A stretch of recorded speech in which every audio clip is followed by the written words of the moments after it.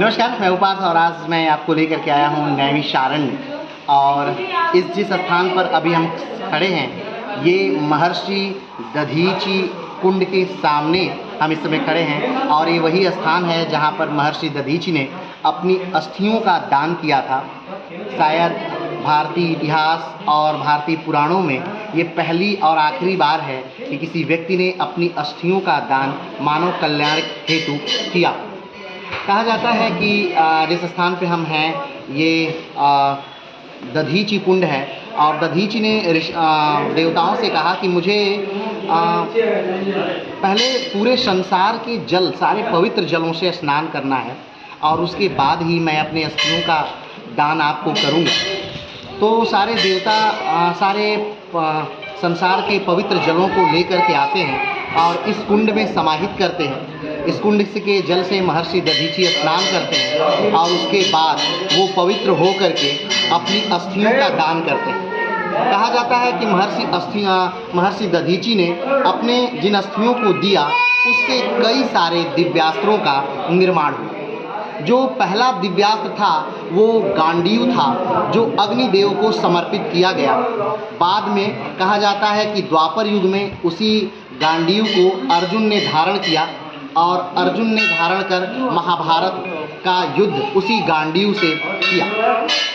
इसके बाद कहा जाता है कि उनकी अस्थियों से एक और धनुष का निर्माण हुआ जिसे पिनाकी कहा जाता है। वो धनुष भगवान शंकर को समर्पित किया गया और बाद में राम के समय में राम ने उस पर प्रत्यंचा चढ़ाने में उसे पिनाकी को तोड़ दिया। इसीलिए भगवान शंकर को पिनाकी के नाम से भी जाना जाता है। कहा जाता है कि तीसरा अस्त्र जिससे भगवान दधीचि के अस्थियों से जो अस्त्र बनाया गया या धनुष बनाई गई उसे शारंग के नाम से जाना जाता है। और शारंग जो था उसे भगवान विष्णु को समर्पित किया गया और आज भी शारंग भगवान विष्णु के पास इस संसार के कल्याण हेतु रखा हुआ। जो भगवान दधीचि का रीढ़ की हड्डियां थीं उससे वो इंद्र को समर्पित किया गया और इंद्र द्वारा उसी रीढ़ की हड्डियों से जो वज्र के समान मजबूत हो चुकी थी उसी से राक्षसों का वध किया गया। तो ये वो है पुराण की वो बातें हैं जिससे महर्षि दधीचि ने अपने अस्थियों को दान किया और उनसे अलग अलग अस्त्रों का निर्माण हुआ।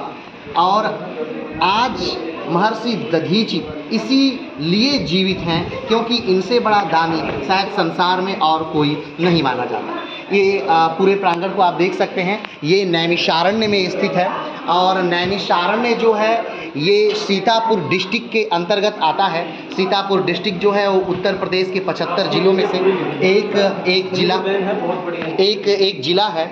और जहाँ तक हम बात करते हैं इस कुंड की, तो कुंड की गहराई पता नहीं है क्योंकि ये काफ़ी ज़्यादा अथाह कुंड के तौर पे जाना जाता है। महर्षि दधीचि के पिता जो थे वो महर्षि अथर्वा थे और महर्षि अथर्वा के पुत्र हैं महर्षि दधीचि।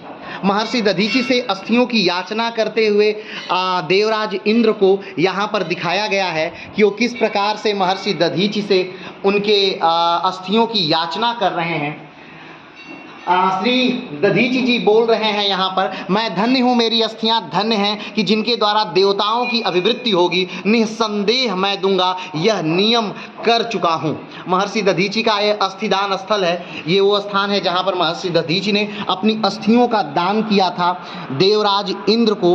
उनकी रीढ़ की हड्डियों से बनाया गया वज्र जिससे राक्षसों का वध हुआ, उन्हीं से बनी पिनाका, उन्हीं से बना गांडीव और उन्हीं से बना शारंग नामक उस समय के महान बलिष्ठ हथियार।